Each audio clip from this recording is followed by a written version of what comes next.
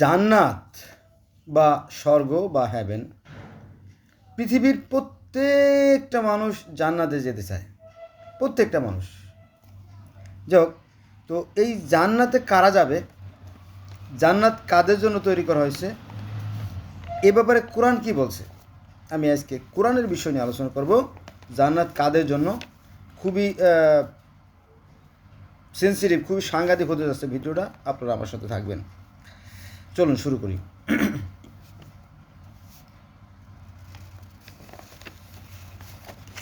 এটা হচ্ছে সূরা নামল আয়াত নম্বর 89। এখানে বলা হয়েছে যে কেউ সৎ কাজ করবে, যে কেউ, এনিওয়ান, এভরিবডি, যে কেউ সৎ কাজ করবে সে উৎকৃষ্টতর প্রতিফল পাবে এবং সেদিন ওরা সংখ্যা হতে নিরাপদ থাকবে। সংখ্যা মানে কি, ভয় থেকে নিরাপদ থাকবে।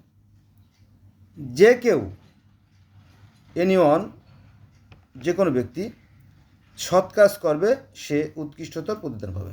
সৎ কাজ, just honestly is the best policy.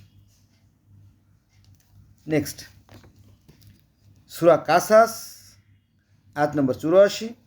সেখানে বলা হয়েছে যে কেউ সৎ কাজ করবে সে তার কর্ম অপেক্ষা অধিক ফল পাবে। এবার আসেন নাম্বার 3। এটা হচ্ছে সূরা আনকাবুত আয়াত নম্বর 7। এখানে বলা হয়েছে এবং যারা বিশ্বাস করে ও সৎ কাজ করে আমি নিশ্চয়ই তাদের দোষ ত্রুটিগুলো দূর করে দেব এবং তাদের কর্মের উত্তম ফলদান করব। বিশ্বাস এবং সৎকর্ম। এবার আসেন 4 নম্বরে। এটা হচ্ছে সূরা আনকাবুতের 58 নম্বর আয়াতে। এখানে বলা হয়েছে যারা বিশ্বাস করে ও সৎ কাজ করে আমি অবশ্যই জান্নাতে বসবাসের জন্য সুউচ্চ প্রাসাদ দান করব যার পাদদেশে নদী প্রবাহিত। এই আয়াতটা আবারও পড়ে শোনায় আপনাদের, যেহেতু অতি গুরুত্বপূর্ণ। সূরা আনকাবুত আয়াত নম্বর 58। যারা বিশ্বাস করে ও সৎ কাজ করে আমি অবশ্যই জান্নাতে বসবাসের জন্য সুউচ্চ প্রাসাদ দান করব যার পাদদেশে নদী প্রবাহিত। বিশ্বাস এবং সৎ কাজ, এরকম বিশ্বাস ও সৎ কাজের কথা অসংখ্য অসংখ্য জায়গায় আছে, অনেকটা শত শত জায়গা বললে হয়।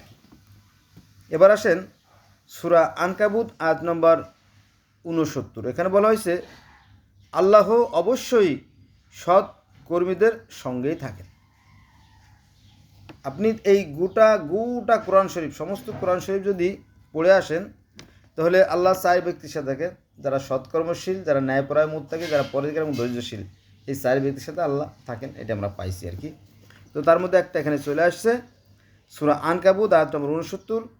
আল্লাহ অবশ্যই সৎ কর্মীদের সঙ্গেই থাকেন। সৎ সৎ, কিন্তু বাংলাদেশে কয়জন লোক সৎ আছে এটা আমার জানা নাই বা সম্ভাবনা।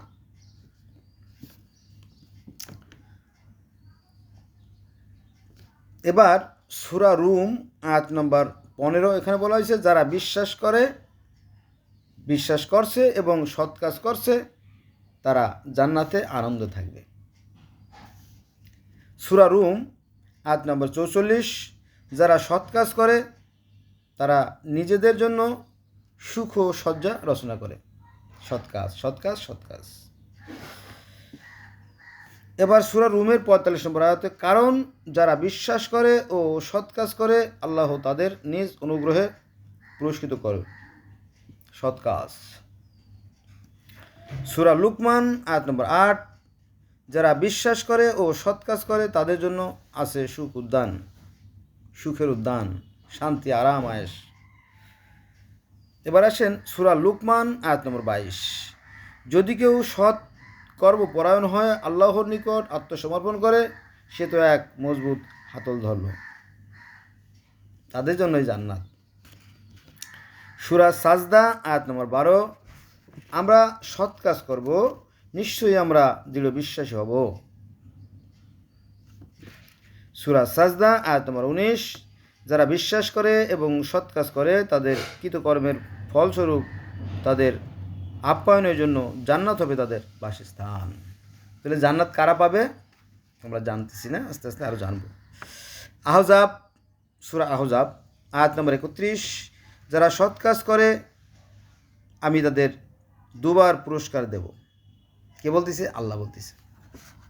সূরা সাবা আয়াত নম্বর 4, যারা বিশ্বাস করে ও সত্য কর্মপরায়ণ তিনি তাদের পুরস্কৃত করবেন। কাদের? যারা সৎ করবে এবং বিশ্বাসী। যারা বিশ্বাসী তারাই তো সৎকর্ম করবে।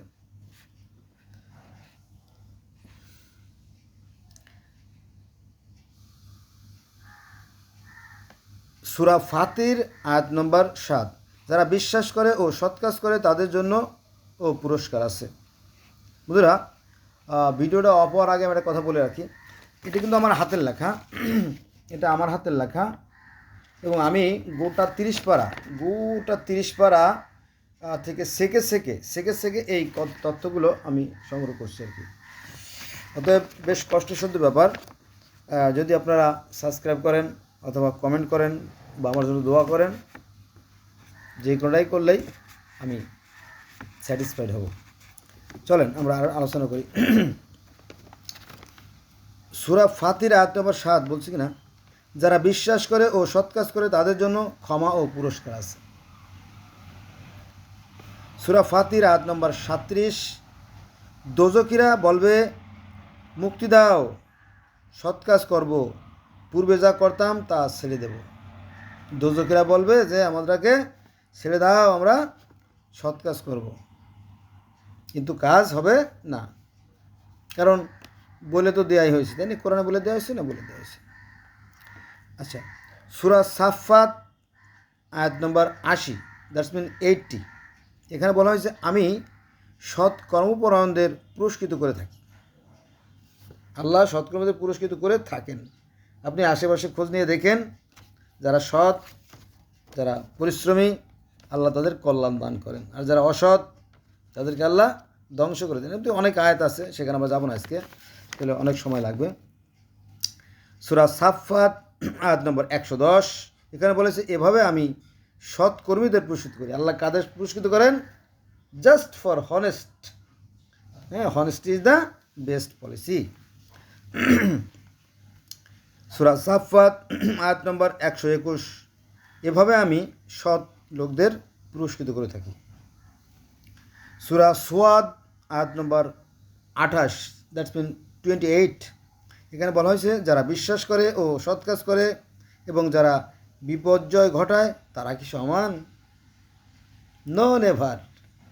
যারা বিশ্বাস করে এবং সৎ কাজ করে এক শ্রেণী, আর যারা বিপর্যয় ঘটায়, ঘরের ভিতরে ডাল, সরকি, কাতা, বল্লম, টিটে, রামদা, চাপাতি, পাইপ গান, পিস্তল, বন্দুক, বোম সব আছে, এরা আবার সমাজের কি লিডার। কি বুঝলেন? তাদেরকে জান্নাত আছে?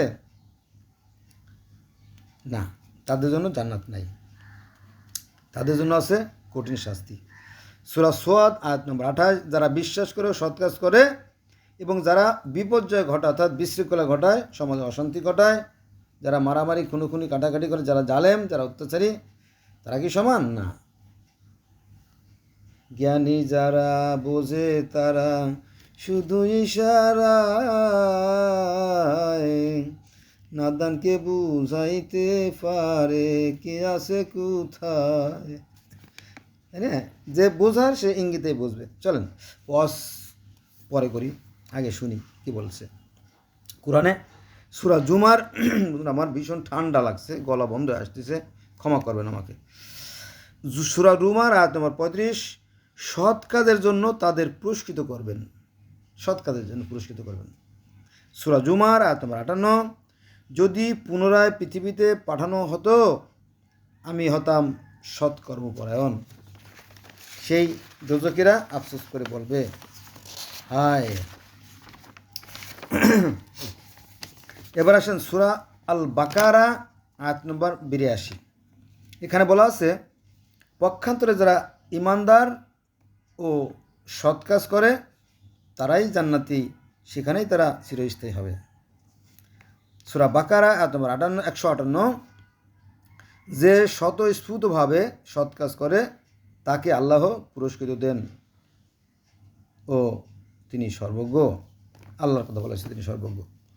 সূরা আল বাকারা আয়াত নম্বর 184, এখানে বলা হয়েছে যদি কেউ খুশিতে অতিরিক্ত কাজ করে তবে উহা অধিক কল্যাণকর, মানে নফল নামাজের কথা বলা হয়েছে বা নফল ইবাদতের কথা বলা হয়েছে।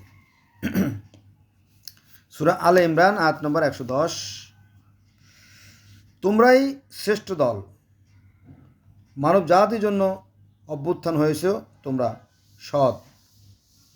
কারা মানব জাতির মধ্যে শ্রেষ্ঠ জাতি? সৎ।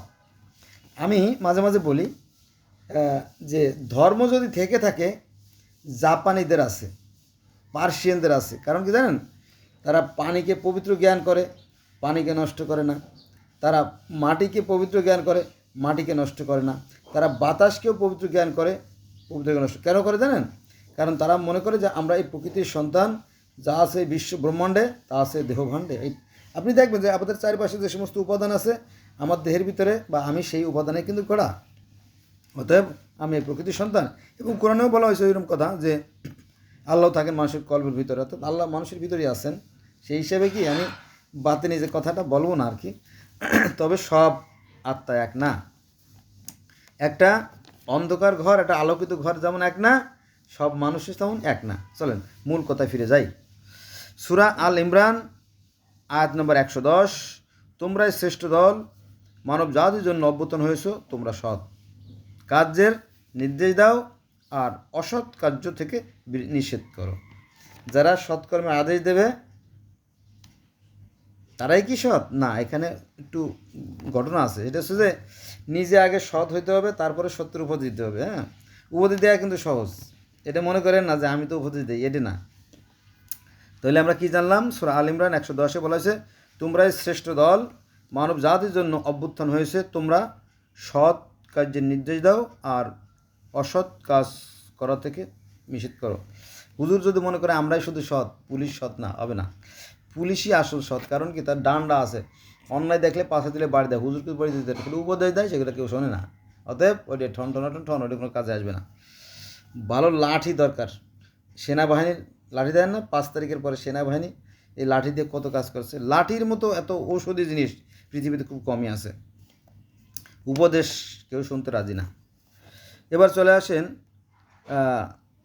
সূরা আল ইমরান আয়াত নম্বর 172, এখানে বলা হয়েছে যারা সৎ কাজ করে ও সাবধানে চলে তাদের জন্য রয়েছে পুরস্কার, মহা পুরস্কার।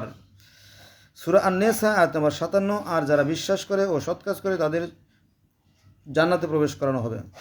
সূরা মায়দা আয়াত নম্বর 93, যারা বিশ্বাস করে ও সৎ কাজ করে তারা পূর্বে যা ভক্ষণ করেছে তার জন্য তাদের কোনো পাপ নেই। সূরা আনাম আয়াত নম্বর 84, আর এভাবেই আমি পুরস্কৃত করি সৎকর্মপরায়ণদের। সূরা আনাম আয়াত নম্বর 160, কেউ কোনো সৎ কাজ করলে তার 10 গুণ পুরস্কার বাড়িয়ে দেওয়া হবে। সূরা ইউনূস আয়াত নম্বর 26, যারা মঙ্গল কাজ করে, মঙ্গল মানে কি? ওই সেই সৎ, মানে একটা কথারে ঘুরিয়ে ফিরিয়ে পেঁচিয়ে ভালোভাবে বোঝানোর চেষ্টা করতেছে যাতে বোঝে। কারণ অনেকে আছে না যে এক দেশের কালি আর এক দেশের বুলি বুঝতে চায় না, তাদের জন্য আর কি। বিষয়টা কিন্তু এক। যারা মঙ্গল কাজ করে, মঙ্গল মানে কি? ওই সৎ, একই কথা। সৎ মঙ্গল কাজ করে তাদের জন্য আছে কল্যাণ আর কিছু, ওরাই তো জান্নাতি। সূরা হুদ আয়াত নম্বর 11, কিন্তু যারা ধৈর্যশীল ও সৎকর্মপরায়ণ তাদের জন্যই ক্ষমা ও মহাপুরস্কার। সূরা হুদ আয়াত নম্বর 23, নিশ্চয়ই যারা বিশ্বাসী ও সৎকর্মপরায়ণ এবং তাদের প্রভুর প্রতি বিনয় অবনত তাদের জান্নাতে অধিবাসী, সেখানে তারা অনন্তকাল স্থায়ী। এই বিনয় অবনত মানে কি? এই মাথা ঠেলা না, আপনার কাজে কর্মে সেটা প্রকাশিত হবে যে আপনি সৃষ্টিকর্তার প্রতি অনুগত, এই বিনয়ের কথা বলা হয়েছে।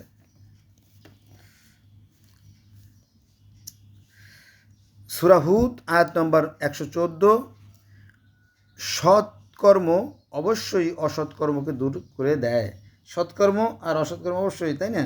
আলো জ্বালালে যেমন অন্ধকার দূর হয়ে যায়, তেমনি সৎকর্ম অসৎকর্মকে দূর করে দেয়। পরিষ্কার।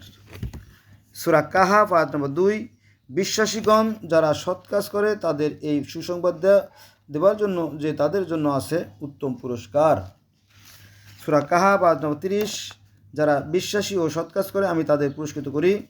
সূরা তাহা আয়াত নম্বর 75, এবং যারা তার কাছে বিশ্বাসী হয়েও সৎ কাজ করে উপস্থিত হবে তাদের জন্য আছে উচ্চ মর্যাদা।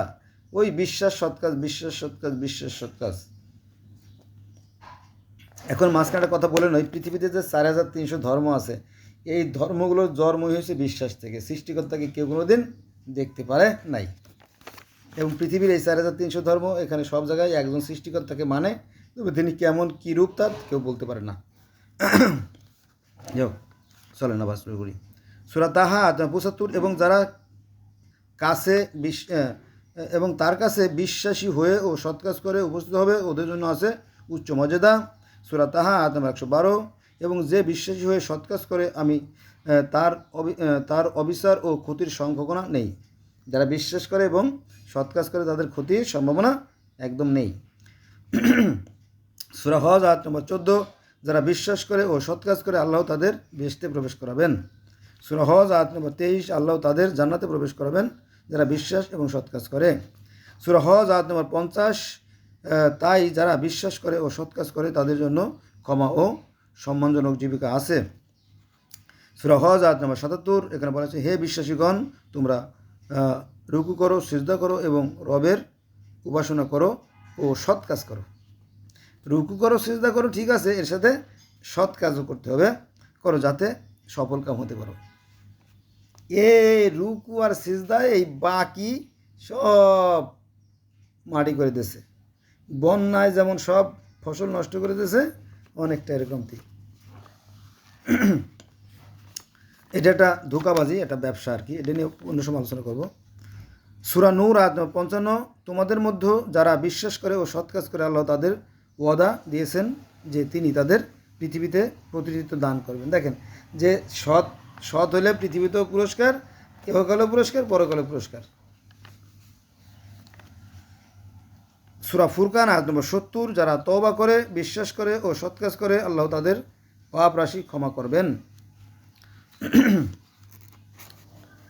হ্যাঁ, যারা ভুল করে তাদেরকে আল্লাহ ক্ষমা করবেন, তবে বারবার যারা ভুল করে তাদের জন্য কিন্তু ক্ষমা না, একটু হিসেব করে কথা বলতে হবে আর কি। সূরা 71, যে ব্যক্তি তওবা করে ও সৎ কাজ করে সে সম্পূর্ণরূপে আল্লাহর উন্মুখ হয়। সূরা নামল 11, তবে যে বাড়াবাড়ি করে এরপর মন্দ কাজের পরিবর্তে সৎ কাজ করে তার প্রতি আমি ক্ষমাশীল পরম দয়ালু।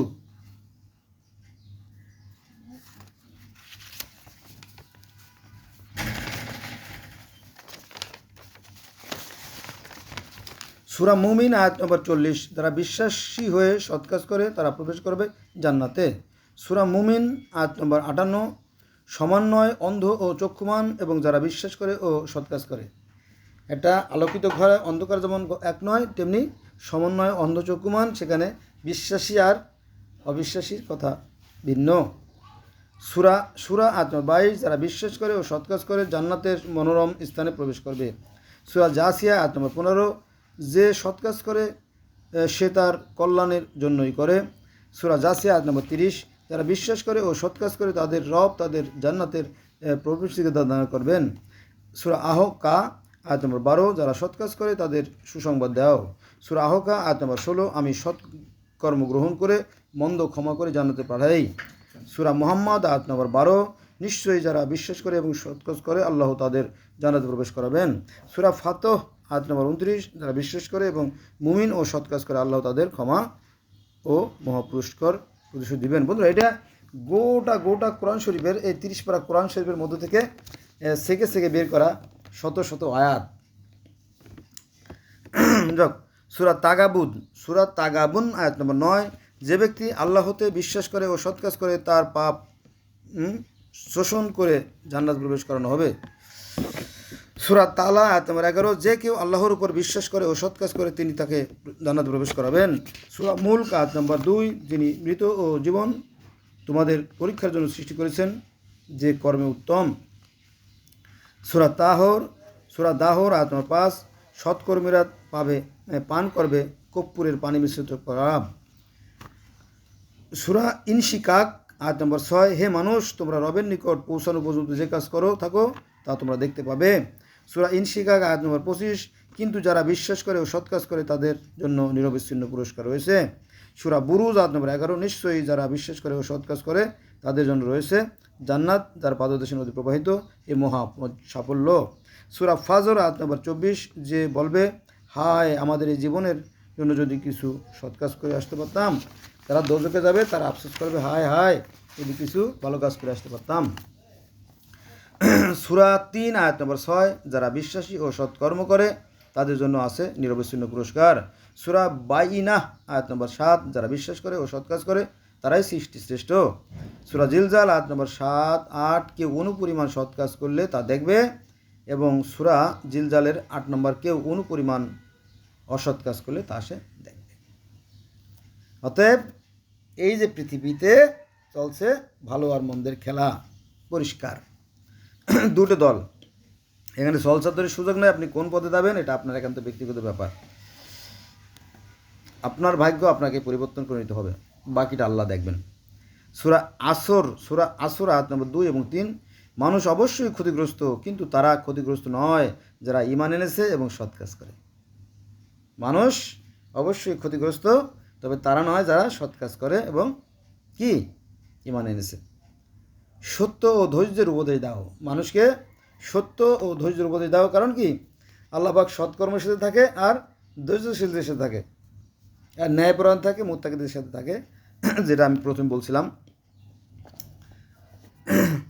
আচ্ছা, সূরা মুমিন আয়াত নম্বর 9, 10, 11, এখানে বলা হয়েছে 9 নম্বরে বলা হয়েছে, এবং যারা নিজেদের নামাজে যত্নবান।